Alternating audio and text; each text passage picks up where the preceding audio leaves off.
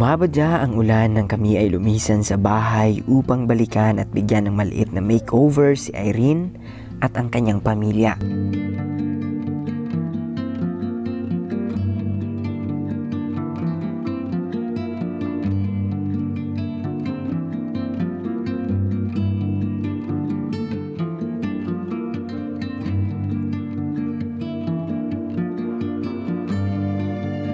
Medyo okay pa naman ang panahon mga bay, ngunit sa kalagitnaan ng aming biyahe ay sinalubong kami ng napakalakas na ulan. Kaya napilitan kaming mag-improvise na lamang upang hindi gaanong mabasa ng ulan. Buti na lang mga kababayan at meron kaming dalang ilang pirasong cellophane na nagsilbi naming kapote at pananggala sa ulan.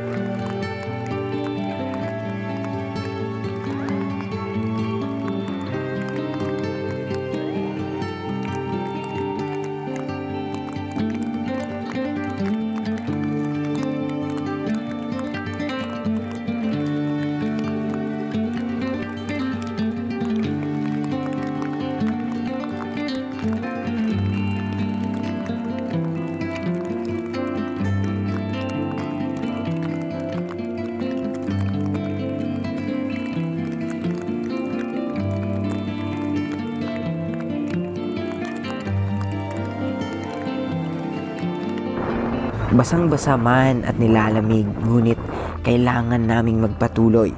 May trabaho na naman kasi pagka kinabukasan.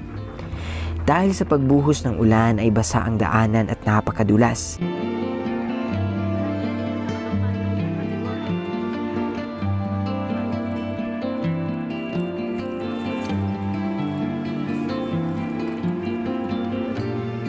Kaya hindi na napigilan at tuluyan ng matumba ang motorsiklo ng aming kasama dahil na din siguro mga bay sa bigat na dala nito.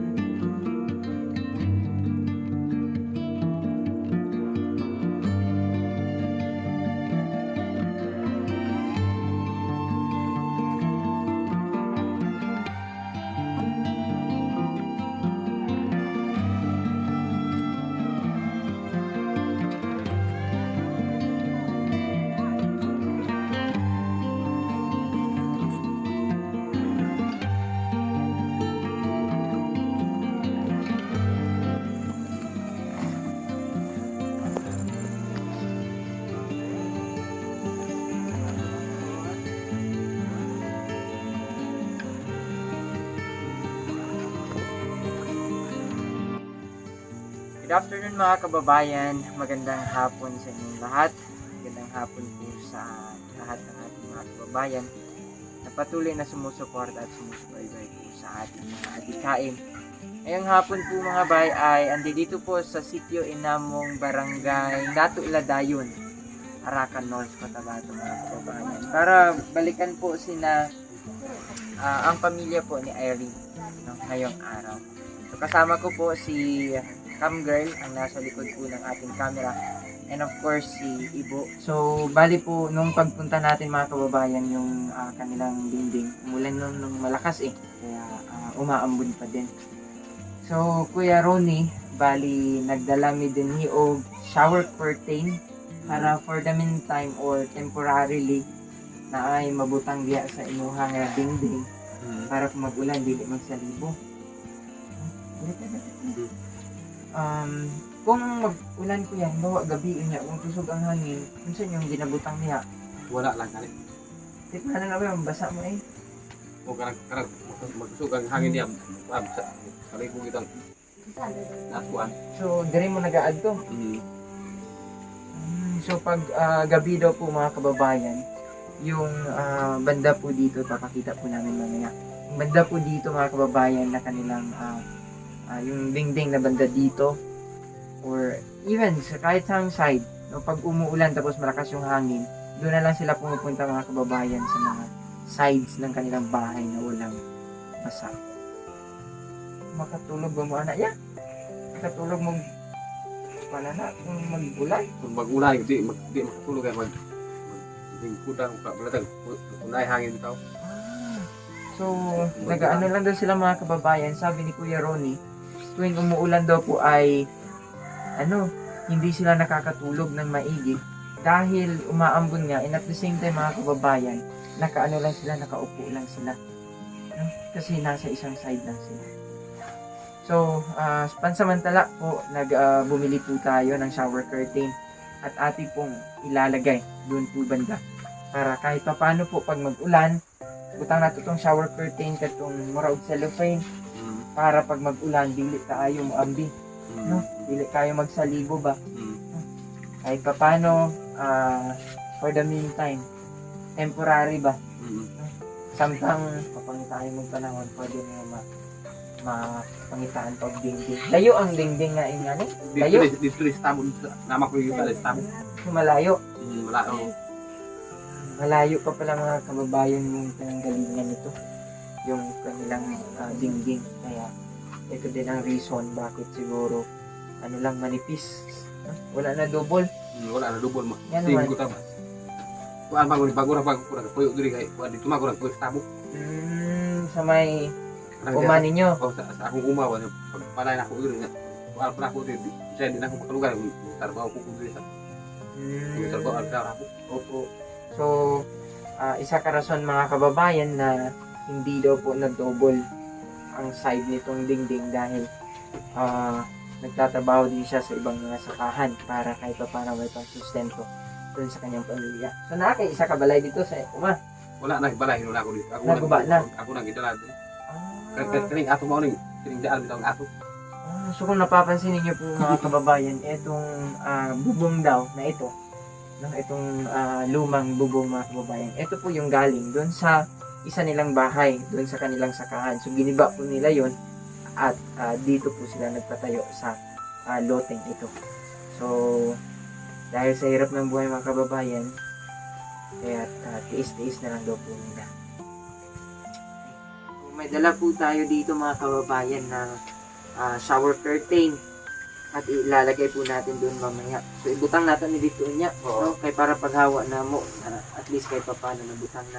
So kini atong ibutang dito kuya para dili mo maambunan, di kayo maambunan pag mag-ulan, dili mo masalibuhan ba pag mag-ulan, no? Yung mga gamit din ay mga sanina. Kaya napansin din natin mga kababayan na medyo gamay lang yung gamit diya sa sulod, no? Mahihiya man yung kuwan para bitaw ako. Si Irene. So paano yun? Pinsan nagalaba kung maulaw siya. Pero sige, ako nang siya ginasugo niya. Manglaba man siya pero saya karang kuan ang uban ba mo kasi sige na lang panglabag sa importante lang natin mga gamit, gamit ay sanina, no? Nagdala din po kami mga kababayan ng mga gamit dito, isang eco bag ng gamit, no? Galing po ito mga kababayan, parts po ito dun sa pinadala ni Ma'am Sarah in Sir Barry Sullivan of Vancouver, Canada. Kasi nagpapadala po sila ng balikbayan boxes mga kababayan na may laman po na clothing and iba po mga gamit. No? So, ipamimigay po natin sa kanila ito ngayon mga kababayan. Hindi ka na yung Canada. Galing pong Canada. Mga t-shirt. Makaigo ni sa imo ha? No? Yellow, para pareho tayo yellow. Tama lang, tama lang. Yellow, para pareho tayo ha? Tapos meron din tayong ano kuya, nato shorts din ni, mga shorts yan. Shorts. Mga sanina. Basa po kami mga kababayan. Mga t-shirt. Mga t-shirt yan. Ano sa diya kuya? And then, napag may mga sanina para kay ano? Para sa ka-Erin, sa mga asawa, o katong mga anak. Ini para din po ito sa'yo. Medyo madami-dami ito kuya. So, madami-dami na ding labahin. Pero dapat labahan yun, no? Para dili masira ka agad ba? Oh, hindot kayo kuya, oh. Canada. Magaganda pa po ito mga kababayan. Then, merong jacket dito kuya. Sana magkasya ito sa'yo. Saan eh? Jacket na kuya. Kahit pa paano, dili tugnawon. Tapos, meron ding mga punda. May unan man kayo na may unlan. Wala. Wala. Kung saan yung ginaunlan? Wala ka lang. Sanina. Sanina, kantong. So, wala silang unan mga kababayan. Pero meron tayong dala dito na pillowcase. Isunulaan sa nina. Ipasok lang sa loob yung mga damit na. Mga pillowcases ito mga kababayan. No? Sorted pillowcases. Meron tayong 5 dito. Punda sa unlan. Okay? Tapos kuya, meron din po kami dito ng mga shorts, no? Shorts para kay Irene, sa imong asawa, o sa imong bata nga babae. Mga shorts. Dami na. Lagyan na. And then, ito po mga kababayan, mga gamit po ito, mga clothes. Para kay Irene Para nina. kay Irene no? Para kay Irene po ito mga kababayan. Tingnan na lang po natin yung transformation ni Irene mamaya. Suot po ito mga gamit na ito mga kababayan. And natin mga kababayan, no, si ate, yung asawa po ni Kuya Ronnie. Ano yung pangalan natin? Ha? Judith? Ayan, si ate Judith po mga kababayan. So, katulad din po ni Irene, mahihain po sa ate Judith, no? Ulawan kuya. Ikaw na lang nag-transact kuya. Kasi maulaw sila. Wala mo na. Nya, nakabaligya kag imuhang gulay karon? Wala pa. Nga naman. Eh na ko eh, kadlang nagamay dito ba?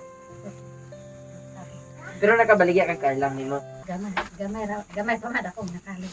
Gamay pa nakalo. Patay ulam. Pila imong income karon ni adlaw? Mga raman ka nang 100 na siguro. 100 na. Nabenta ka. Ikaw kuya nakatrabaho ka karon ni adlaw? Wala pa ako nagtrabaho. Bukas pa. Ipatuloy natin mga kababayan. Meron din po tayo dito. Meron tayong kanino ito may. Ganda. Abangan din po mga kababayan yung transformation ni ate, no? Kasi nagmana, no? Nag-complement yung beauty ni kuya at beauty ni ate, no? Kay Erin nag-complement, no? So abangan natin yung transformation ni ate Judith, no?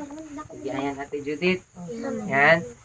Tapos eto para sa mga bata. Ng mga pambata po ito mga kababayan. And at the same time, eto para dun sa isang anak ninyo. Para dun kay Grace.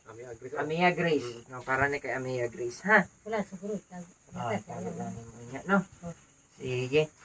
Okay, so kana sa tanan gikan ni kay Ma'am Sarah. Sa gikan sa Canada, gipadala niya diri para naatay magamit, ha? Salamat. Lipay. Ha? Dili lagi ka magtanaw sa ako. Dili lagi ka magtanaw sa ako, te. Yun, maganda po yung mama ni ano. Ginoo kay di ba? Wala ang ginoo kay. Ang atubaw man ang ginoo. Kanang di ulawom ba? Oo. Kana, pinsan akong anak, ulaw na siya. Hindi ka manggabas. Ayan po. Si Kuya, ang mong gusto ingon sa naghatag, Kuya?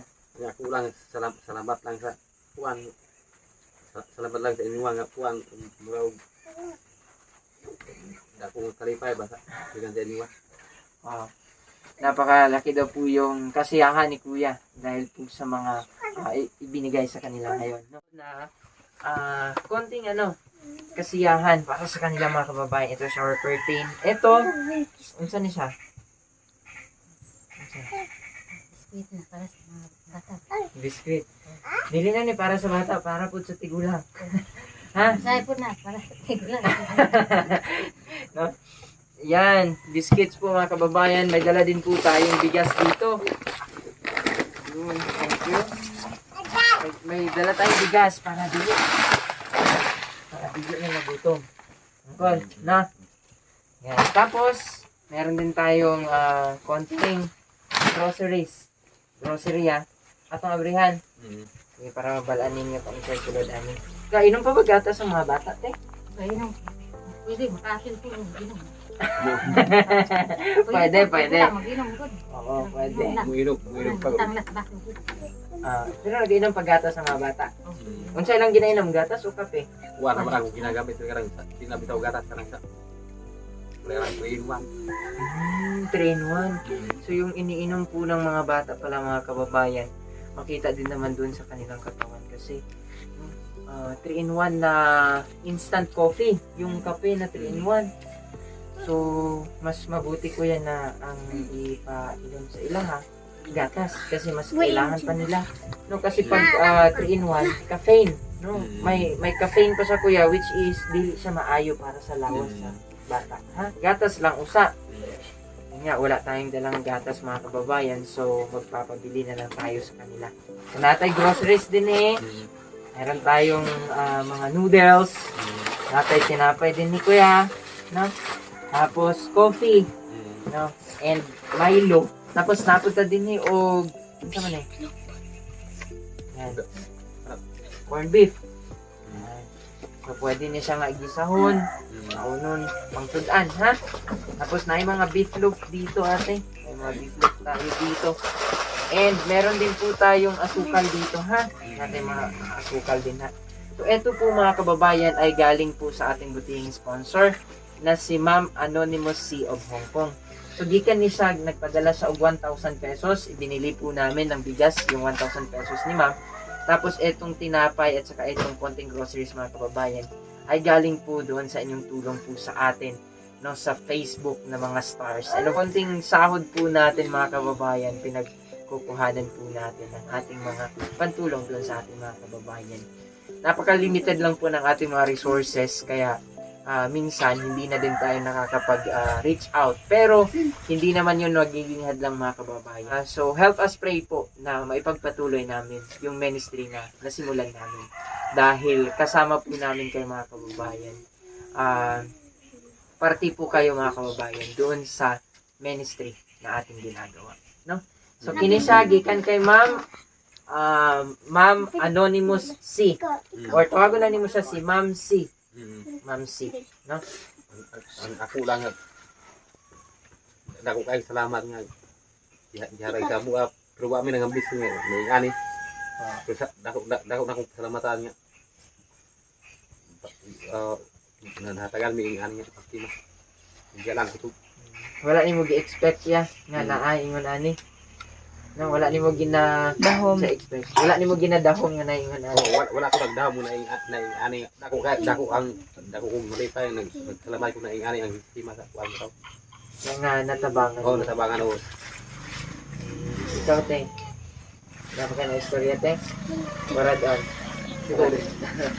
Ayun, so napaka-saya daw po nila ni Kuya Ronnie mga kababayan. At hindi nila akalain mga bayan na merong tutulong sa kanila ng ganito. No? So, ang tanan nga pasalamat Kuya o pasidungog sa Ginoo. oo Labaw sa tanan. Magpasalamat man ta Kuya sa mga naghatag ani pero labaw sa tanan. Pasalamatan nato ang Ginoo sa iyahang paghikap sa kasing-kasing, no? Pag-touch niya sa heart ng mga taong nasa likod po nito. maraming salamat sa ating Panginoon Oo. na palagi Hmm. na nag-comfort sa atin. Palaging Hmm. gumagabay sa atin, kuya. Tama ka do. Kasi pag wala ang So, Ginoo, salamat Okay, tama din. Salamat din sa inyo ha. Oh, salamat din sa inyo nga kuan sa nang gikan sa inyo ha nga kanang sa karang sa Panginoon mga estima bitaw. lagi Hmm. nakagila, kuya. Hmm. So, napaka-bless ko mga kababayan na nakilala din natin ang pamilyang ito. Like, kahit pa, they are so grateful with the things, mga kababayan. With these things, they are so grateful. Hindi man po nasasabi ni Ate Judith kasi medyo mahihain po si Ate Judith, no? Mahihain po siya, hindi siya nakakapagsalita masyado. Si Kuya Ronnie po, medyo used po siya doon sa pagsasalita. Medyo nasanay ka, Kuya, no, sa pag-istorya, Kuya, no? Hmm. And, yun nga, mag-makeover tayo sa kanila ngayong hapon, mga kababayan. So, ito na po yung makeover natin in 3, 2, 1.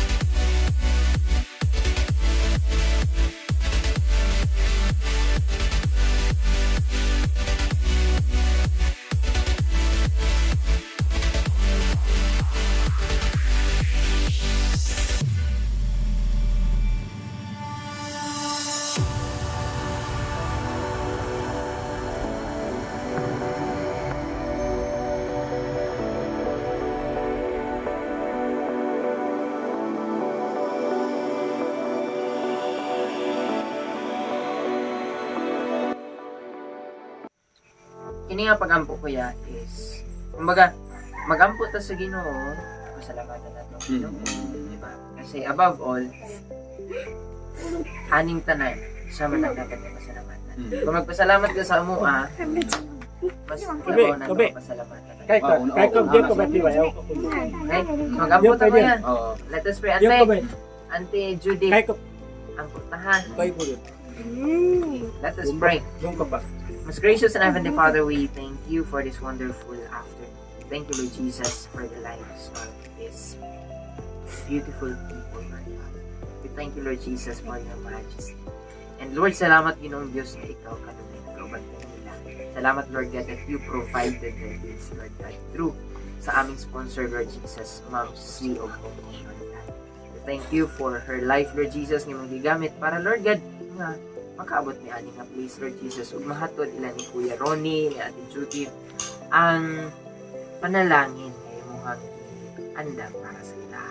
Lord, salamat Ginoo bisan pa panalangini ang amo Ginoo ginahimo ang ministry nga amo ginahimo, Lord Jesus. And tanan nga glory, tanan nga dungog kayo, Lord God. Okay, ikaw man ang deserve na madawat na ito, Lord God. Panalangini kini nga family, Lord. We are praying, Lord God, that you would bless this family, Lord Jesus, abundantly, Lord, and mightily, Lord. We bring back all the glory to you, Lord, praises, honor, and adoration. Protect this family, O God. always, Lord Jesus. Cover them. In Jesus' name, in Jesus' name. Amen. Amen. Kuya, dagan kayo na salamat.